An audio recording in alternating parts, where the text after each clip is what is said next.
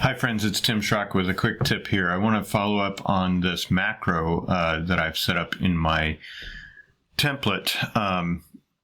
You can see where when I open up the layout file, the data, the variables are not populated.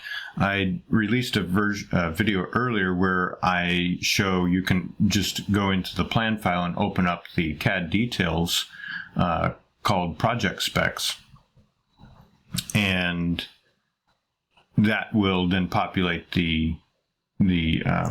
those global variables.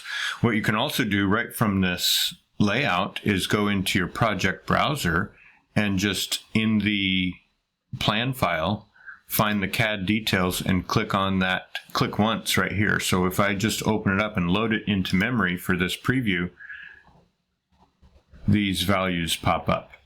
So there you go. Just a quick way to get those values filled in is just to go into the project browser, CAD details, and click on that number 1 project specs. And there's the, I guess when it loads this into memory, it fills that all in and it's set to go. Thanks for watching. Take care.